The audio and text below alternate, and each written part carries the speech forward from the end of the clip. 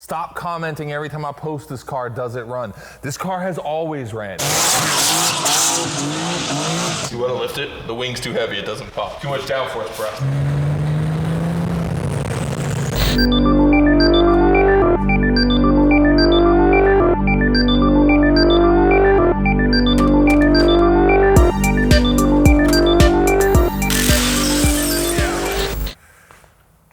So this is my 1991 Porsche 911 Turbo, AKA my childhood dream car that I own.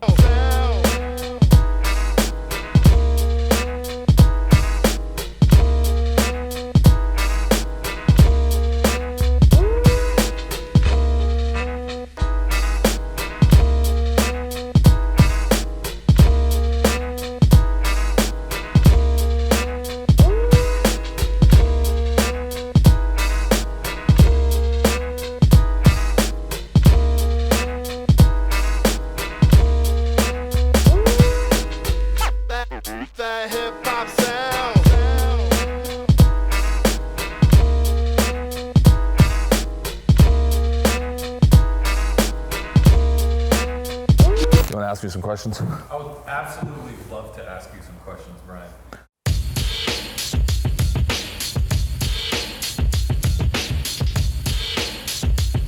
Because I'm a Volkswagen nerd. That's just kind of like what you do. You get a Volkswagen, and then you get an Audi, and then you buy a 911. And this is like the natural progression. This is where you get to. This is the evolution of driving around shitty Mark 1s. You eventually own a really fast Super Beetle. That is the ultimate goal of any Volkswagen nerd.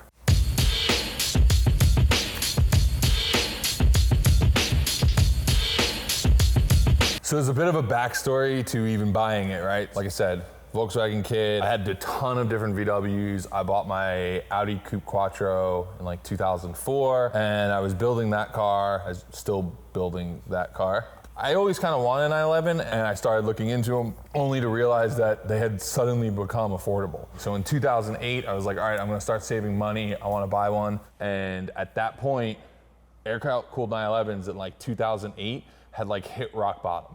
You could buy a C4 for under 10 grand. You could buy a C2 for like 15 grand, right? And like you think about it now, you couldn't touch those cars for like $50,000. So it was just, I was like, wow, I can't believe this is so cheap. And I was like, you know what? I really want to get a 911. And I kept searching, and all the white ones I were finding were C4s. 2 years passed, and I found one on eBay, except it wasn't a C2, it was a turbo. And it was probably twice the amount of money that I was like planning on spending. I actually had a bunch of stock in Ford Motor Company that I bought during the recession, and then it boomed. So I sold all my stock in Ford, took all the money I had saved up, and I bought a 911 off of eBay in Colorado. I was traveling in Europe when the car was delivered, and Ron actually went to my house to go pick the car up. So Ron Carr is actually the first person who ever drove this car. So yeah, it was my dream car, and I got it for the price of a new Maxima. So, and the funny thing is a lot of my friends, I think Ron included, were like, I can't believe you bought an old 911. You should have bought an Evo instead. It's probably faster. Now this will pay for my kids' college.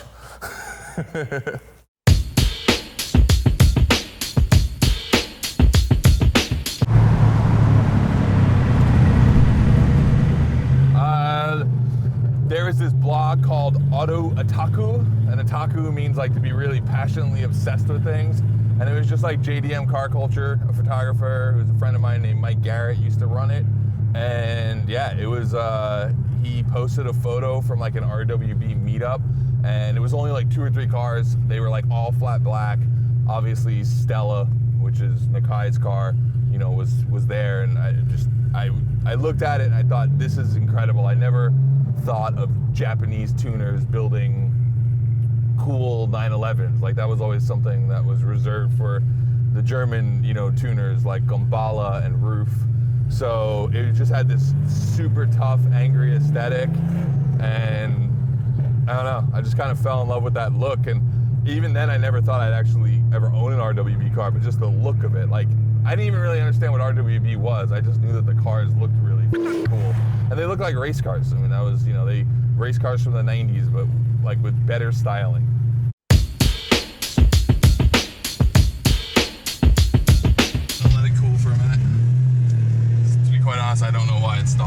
to make the donuts.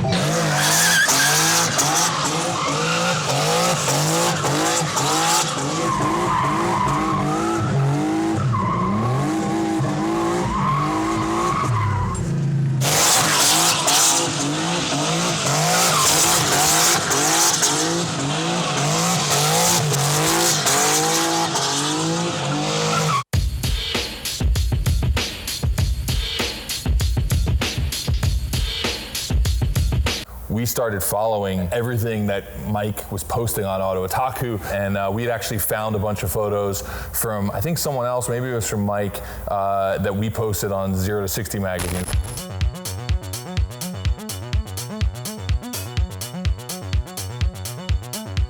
Zero to 60 was an enthusiast print publication focused on fast cars without care for or measure of 0 to 60 times. It was founded in 2007 by our very own carcane junkie, Brian Scotto, inspired by the quality of his favorite UK auto pubs like Car, Evo, and Top Gear mixed with the attitude of his alma mater mag Mass Appeal. This car magazine was determined to be the anti-car mag. The paper was thick, the design slick, and the photography helmed by the ever-irascible Tony Harmer was a step above the rest, aiming to stand out from the emerging auto blogs.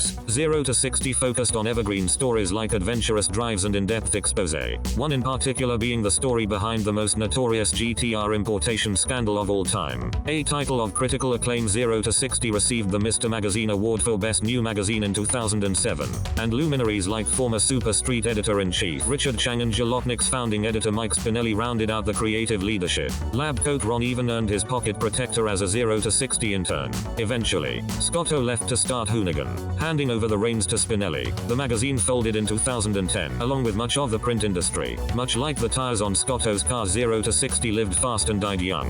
We ended up doing a feature on Rauh Welt, and it was really kind of the first exposure to Rauh Welt in America. And, a few months had passed by, lived in a garage in Brooklyn. I think there's actually photos of me like washing it on the streets on like Myrtle Avenue or something.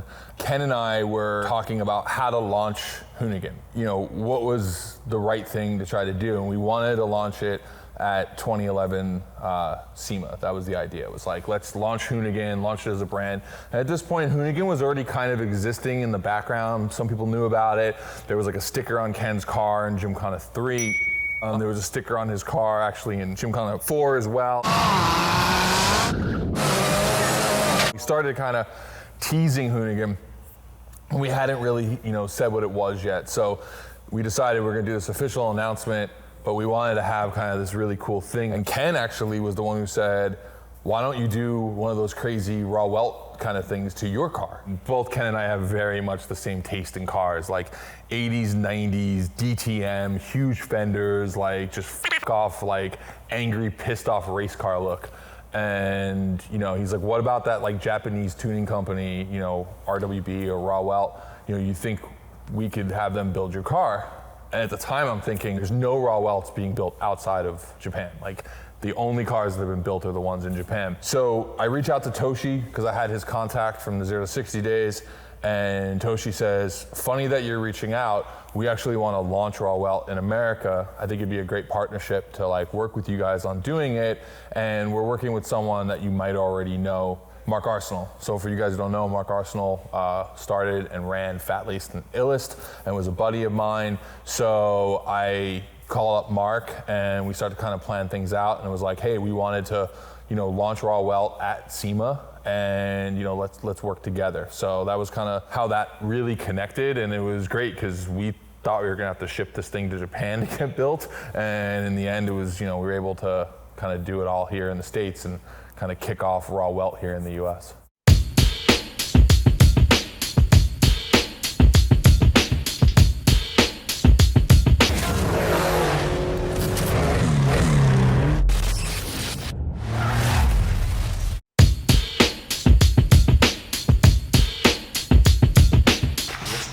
I will say I love the color, like the matte pearl white is pretty tight. Especially in this light right now. This shit looks it's pretty When good. it first came out of the body shop, they sent me a photo of it with nothing on it. So there was like no door handles, no lights. It was just white, and it looked like a marshmallow. Like it had that crazy like look to it. Because what it is like they said like, what do you want for a color?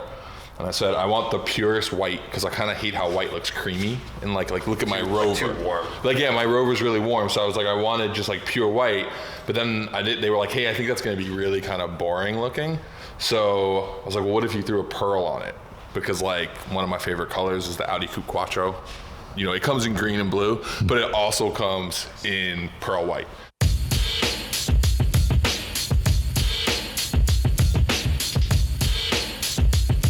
The whole like Nakai building cars thing has become like its own genre on YouTube. I'll be honest, at the time, it was so crazy putting it together. We didn't even really film it. We filmed some of it, some footage we have, but like we weren't the company we are today. So my car and Mark's car were both being built at the Paddock, which is Fat Lisa's location in San Mateo.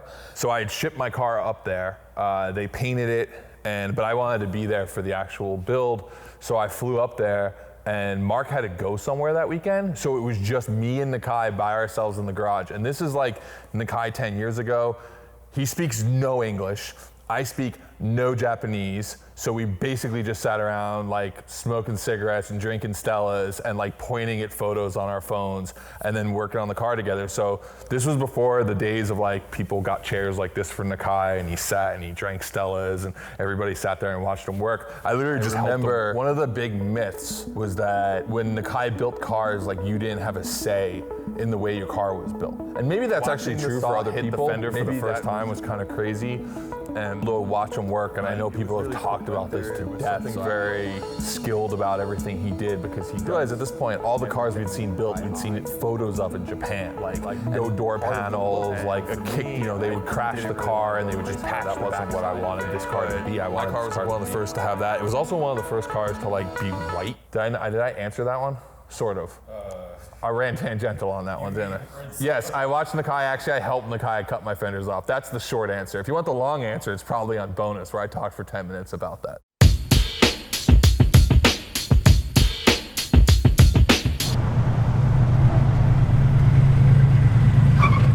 Just the way it drives, like the turn in on this thing feels so different than any other car. It's like, I don't know, just in terms of 911s in general, but probably the decel pops. Like if you listen to that, like coming off throttle, there's just this like pop, pop, pop, pop, pop, pop, pop. There it is. There it is. Ah, I love that. Nothing better than driving through a quiet neighborhood, just letting that pop.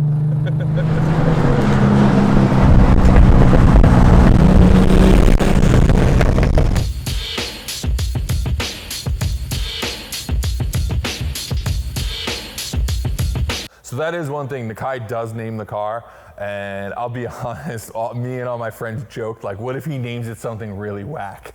Like, what if it's just like the worst name ever? But in the end, he just named the car Hoonigan. So my car was named Hoonigan, and then Mark's car was named Pandora 1 because Pandora, like the streaming service, Nakai had never heard of it before, and he was so stoked because the whole time we were working on both my car and on Mark's car, we just had Pandora playing in the background, and he thought Pandora was like the coolest technology ever. So he named Mark's car Pandora 1, he named the 993 Pandora 2, and then my car was just named Hoonigan.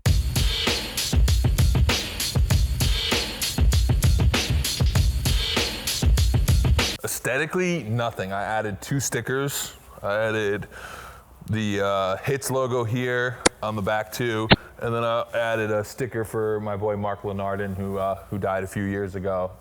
Visually, that's really the only changes on the car. I gave it some more power, so Batim at BBI, those guys, it was kind of probably in like the low 300 range. Now it's around 400 horsepower, and they got there by a new tune, new piping, new wastegate, just kind of opened it up and let it breathe a little bit. The old 911s, there's a reason they're called Widowmakers, and it's because the power delivery kind of comes like, boom, you, all right? So this now kind of comes in like, and it like hits a little bit easier. So the peak was super hard on the old ones.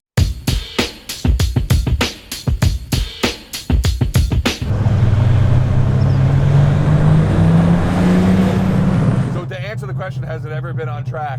Yes, it's actually been on this track. which is the Grand Prix racetrack. We just crossed the start-finish line, and I actually got to do some laps on here like a few years back with it. Like while it was set up as a track? Yeah. No way. Yeah, cut to the footage.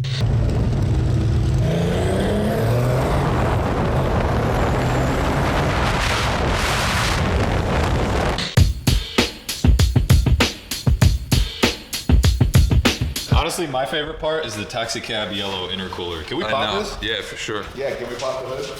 Yeah, definitely. There's a gas tank up there. See You want to lift it? The wing's too heavy, it doesn't pop. Too much downforce, bro. you imagine the hood flying off of this thing? So that's Which hood? The front hood or the back hood? Oh man. Either one. So this is the Andial intercooler, which actually was like a dealership upgrade to the regular stock one. Like this looks ancient. It is ancient. Yeah, it is. Does the AC work? Ancient. Not anymore. AC? I think it just needs a charge, to be quite honest. He just leaves it there. But I don't. Weird one. I don't like driving the car with the windows up because it sounds weird. I like hearing because you can't hear the decel pop. It's all about decel pop, so you gotta drive with the windows down. He drives it's with the really window. Droney with the windows up. He drives with the window up, so he doesn't have to hear poor people. Like course. the poor people cars and stuff like that. Yeah. The 964s were single turbo, right? Yes. Or the twin turbo? Yeah, no, single single turbo? turbo. Yeah. So is one a wastegate or are they Yeah, both just... one's a wastegate. Oh, one's really? exhaust. That's pretty tight. Oh, yeah, So okay. this is wastegate. That's exhaust. That's pretty sick. It's kind of a rad exhaust that BBI made too. This is like the most bizarre setup. Not exactly what I would call street legal.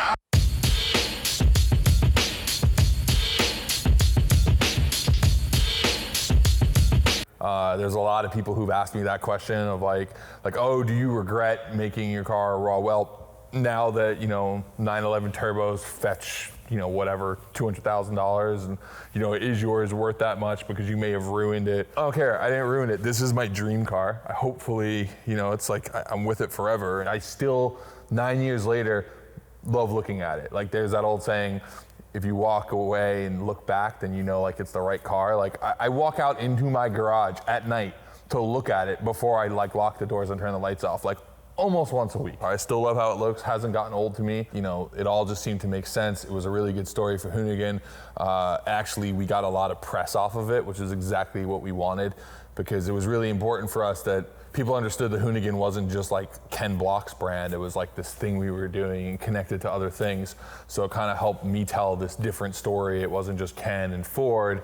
It was like these other guys and these other people involved in the brand.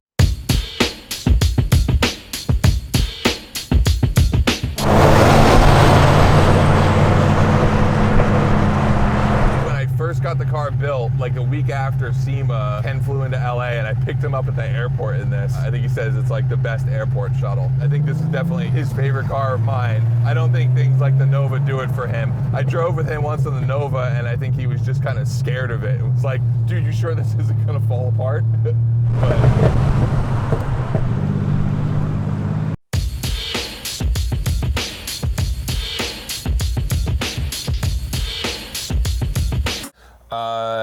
Yes, sort of, kinda. There were 3 Rauh Welts that were built all at the same time. Mine and Mark's were sort of kind of the ones on the front page. Mark's also being a 964, and then there was a 993 that was built. I will be honest, I have not seen the 993 since we left SEMA. I don't know where it went. I don't think Mark knows where it went. It was a kid out of Connecticut who built it. I don't think the car ever really showed up again. So really mine and Mark's car, I think, would be considered the first 2 cars. If you want to get down to the super details, maybe Mark's car was finished 5 minutes before my car, but we basically both our cars were finished at the same time. So I always say mine's one of 2 of the first cars. The other car was finished like the next day or next 2 days later. Mark actually backdated his car to look like a long nose. So it's not really, the car doesn't exist anymore, like at least in its original fashion. So yeah, this is now the only existing first RWB, not just built in America, but the first RWB built outside of Japan. So I'm gonna claim that, flex.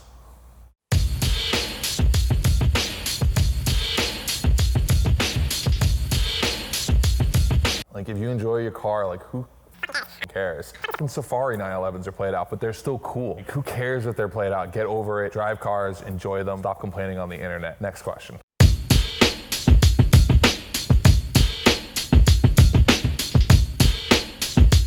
We did the RWB conversion. I needed more headroom in the car so that you could actually fit in here with a helmet or just fit in here in general. All 911 turbos came with sunroofs in America. So this car used to have a sunroof, which came down, came pretty far down, gave me a lot less room. So we switched it out to like a 88 C2 non-sunroof car, and I just have never fixed it since then. So you'll see the car that we cut the roof out of was actually a red car, and I don't know, it's just one of those things I just never think about it. I don't really look up unless other people point it out. It's pretty gross too, all the glue marks and everything. So yeah, it's it's on the list, but hey, the car runs, who cares?